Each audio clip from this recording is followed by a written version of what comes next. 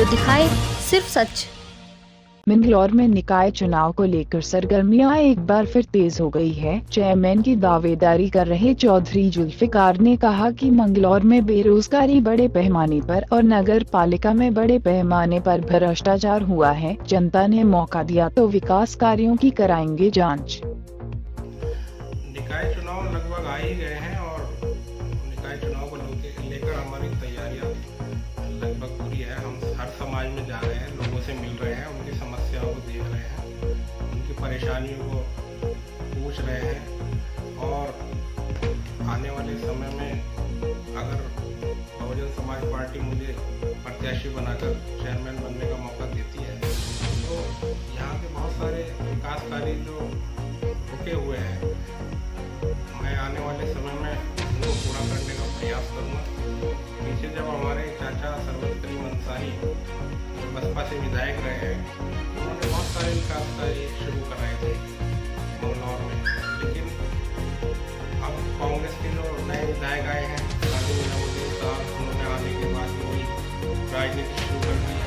बदले की राजनीति के तहत उन्होंने सारे विकास कार्य रोक दिए हैं और लोगों का उत्पीड़न कर रहे हैं, ठेकेदारों का उत्पीड़न कर रहे हैं, किसी की पेमेंट हो रही है, किसी जो पुराने कार्य लेकर चले थे सरवत करीम अंसारी के टाइम जो कार्य उन्होंने शुरू कराए थे वो कार्य उन्होंने बंद करा दिए और जो उन कार्यों को लेकर जो ठेकेदार काम कर रहे थे, किसी की पेमेंट रुकवा दी है, किसी का उत्पीड़न चल रहा है, उन्होंने बिल्कुल ही विकास ठप करा के रख दिया मंगलौर के अंदर।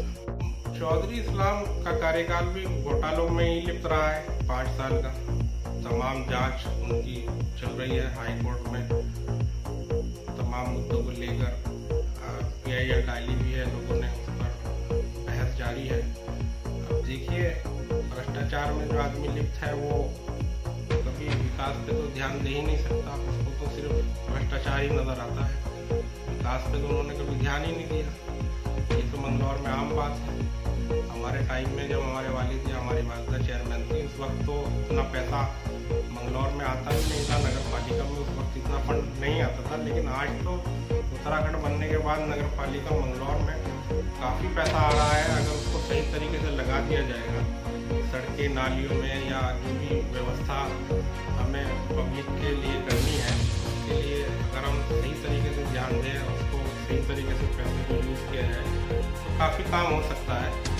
आज जगह जगह सड़कें टूटी पड़ी हैं, नालियाँ चौक हुई पड़ी हैं और भी बहुत सारे काम हैं जो नींव हमारे चाचा विधायक सरवत करीम अंसारी ने रखी थी कॉलेजों की, वो भी काम सारे रुक गए। काजी परिवार ने हमेशा बिरादरीवाद को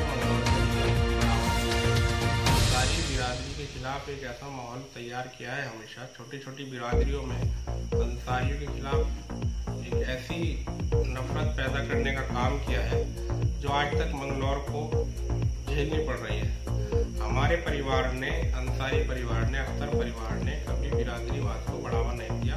सब बिरादरियों को एक समान समझा है, सब लोगों को साथ लेकर चले हैं, सब लोगों पे हमेशा काम किए हैं और कभी भी उन्होंने किसी का काम करते हुए हमारे वालिद या वालिदा ने किसी में कोई फर्क महसूस नहीं किया। लेकिन काजी परिवार अपनी राजनीति चमकाने के लिए हमेशा ये बिरादरी का कार्ड खेलती है। तो बसपा यहाँ मजबूती के साथ खड़ी है। जब से हमारे नए प्रदेश अध्यक्ष कुलदीप बालियान जी प्रदेश अध्यक्ष बनकर आए हैं और हमारे प्रभारी रामचंद्र राजभर जी यहाँ के प्रभारी बने हैं, तब से बसपा का ग्राफ उत्तराखंड में लगातार बढ़ता जा रहा है और पार्टी मजबूत होती जा रही है। अब अक्टूबर को हमने 12वां परिनिर्वाण दिवस मान्यवर काशीराम जी का रुड़की में मनाया है। आपने देखा होगा वहाँ अपार संख्या में, जनसंख्या में लोग मौजूद थे और बहुत ही भारी मीटिंग जो हुई है कल बसपा की रुड़की में संपन्न हुई है, जिससे आप अंदाज़ा लगा सकते हैं विरोधियों में एक बेचैनी बढ़ गई है कि बसपा का इतना ग्राफ जो बढ़ा है